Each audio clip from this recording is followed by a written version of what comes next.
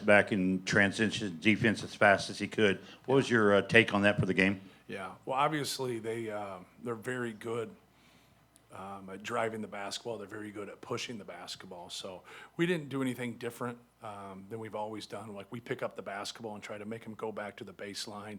As we got tired as the game went on, that lessened, for us, and we had to do a better job. You got to be able to play through some fatigue there and just not let them get on the run. Now it creates different scenarios because on made baskets you should always be able to get there, even though they're trying to get it out quick and push it. Sometimes with like a turnover or like a tough miss, sometimes you can't directly get the ball steered and get it going east and west. They want to go north and south, and we want to try to get it east and west. And so they're just trying to put that pressure on the paint, put that pressure on the rim, and just keep attacking. And we're trying to build walls and prevent it. And at times we were really good, and other times their offense was better than our defense. Matt, can you just talk a little bit about how the two freshmen, Camden and Miles, both were able to respond in a short amount of minutes today? Well, I thought they gave us minutes and did some good things. I thought they both did good things defensively, which I'm looking more at for those guys. But both of them can make shots. And so when you give that kind of athleticism, then, they're starting to improve on the defensive end. Obviously, Miles, made huge shots for us. He finishes the first half, which is a great momentum basket. And then when he, sits there for a while and makes that big basket when they go zone on that three, that was key for us. But I thought they were very good on both ends of the court. Matt, over here. Thank you. No problem. When it comes to Miles, in the 3 games he's played, you brought him in at the 10-minute mark against Samford, 11, Morehead State, 6 Yeah. tonight. Obviously, that gives him the chance to provide energy and shooting when legs are tired for the other team. How did you decide that role was right for him at this stage of the game? I didn't.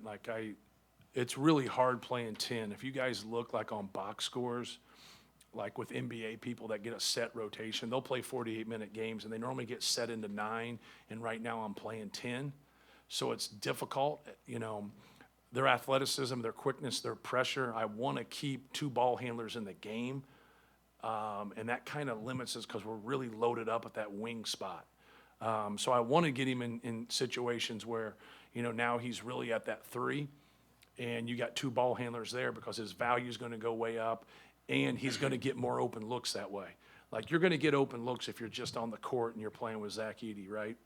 If you execute things, you set good screens, you got a better chance. But then Braden Smith, and you throw that element in there with Braden and Zach, if you can get in with those guys, your percentage of shots that you're going to get, like that pass at the end of the first half was just a great pass. They really helped off, and Miles got that shot. But he's a good player. And, he's the only guy. I looked out there today, and we were running everything dry. Every single player was in our program last year. 2 of them redshirted, but everybody was here. He's the only one out there. So at times in practice, the only thing he hears is his name being yelled. But if he was with 4 other freshmen, he'd hear their names too. I tried to explain that to him. I'm like, don't look at it as like a negative. It's just we need you to play. You want to play. You want to play more. I'm going to be on you so you can get to that point and hopefully, be someone that can play more minutes than he played tonight. But I think there's a lot of guys, coming off our bench that really helped us. I mean, look at those numbers. That was really good. Just across the board, everyone. I thought Caleb first didn't play much in the first half. And like I've always said about our front court, like we're going to have that. We're going to have really good players sometimes not play very much because Zach's going to swallow up 30 minutes. But I thought he kept his head, made some really good defensive plays, made some good offensive plays, and really helped us win the game. Yeah, Xaiver hit a lot of tough, deep jumpers on you. Yes. Is that something you just kind of tip your cap to, or are there things specifically that you just want to see cleaned up related to that No, defensively? that's what we want. We want the runners, the floaters, the tough perimeter shots. We're big on trying to keep the ball out of the paint. We're big on not fouling, staying into ball screens, not letting them get, clean threes, and really forcing them into those tough runners, floaters, especially oversized.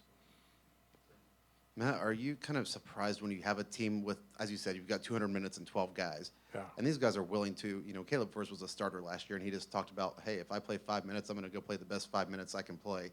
That's probably not hard to get guys to comprehend a lot of times, but this Right. group seems to get it, that it's not about them, it's about, an end of the season goal with this group. Right. Well, you have to have mature guys, more than anything. You have to have guys that are going to put winning, over themselves. And, I don't want them to be happy, but I want them to be professional. Like, I don't want somebody that's a good player to play 10 minutes and be okay with it. Just say, okay, that's the way it is. Now I want them to work so they can play more and just keep grinding it, but be professional and cheer for their teammates. Like, whoever's playing in front of them is their teammate. And so really understand that. If you can have that professional mindset as a young player, when you do get a chance, you're just going to play better. When you get mad and you sit there and you stew, now when you get your opportunity, you won't play as well. I know that might not make sense to people that have never played, but if you've played competitive sports, having a clear mind and just staying positive, it helps you, tenfold. I don't know what you thought real time, but it didn't feel like a classic Zach game. And then he finishes with 28-11, 11 fouls drawn, 4 blocks. How do you not take that for granted when he does it every game, sometimes quietly? Right. Well, if you watch him, you expect him to make every shot. But what's a cool thing about it is so does he. So he missed 8 shots, like he's not happy about it. And so, like, his gauge isn't somebody else. His gauge is himself. But as long as we win, I know he's happy. I thought he did some really good things. They stayed home a lot and made him make some tough, post moves. And, he just has to keep staying with it. But I thought he did a good job. When you come down the stretch and you get into that bonus and, you just keep giving it to him.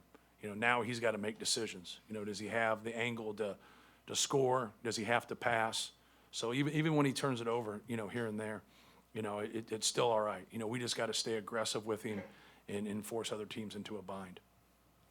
Matt, you talked about Caleb a little bit. Just what does he bring you as a guy who can play the 4 and the 5? What value does he add when he's on the court? Yeah, well, he rebounded well. He had some block shots. Obviously, he stuck that 3, which was a big 3 for us.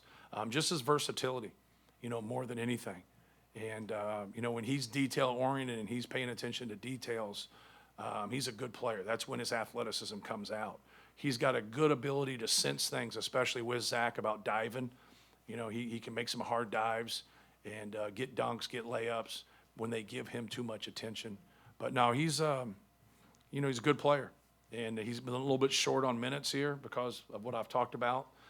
But tonight it felt like from a defensive standpoint, it really helped us. Then he made a couple key offensive plays, and it just made sense to stay with him more down the stretch. Matt, how much value is it in the timely three-pointer? Because we've seen you guys go volume a lot. Right. But just the timeliness of three-pointers Right. as you get through this season, is this something that can really help your team as you get deeper? I hope so. You look at our bench, obviously Ethan and Caleb's were, wide open step-in threes, but they were the right play, the right shot, even if they missed it. And obviously Miles is 3 threes. And on down the line, I wish Lance would come out of Crawfordsville when he shoots his threes, but that's all right. Well, if you're going that way, it'd be different. It'd be Crawfordsville on the north end. So, so come out of Monticello on the south end. Those are big suburban towns here we got in West Lafayette for you people that don't know. But no, I liked our skill level, and obviously last year we just kind of collectively, lost our confidence, and that's tough because nobody's trying to do that, and everybody's working and putting in time, and that's what you got to have. You got to have enough guys, and I believe we have enough guys to where, like, if somebody's struggling, we got other people to pick them up. Matt, I wanted to ask you about this was apparently the last Gavitt Games. Yes. And obviously, this is the first year without the ACC Challenge.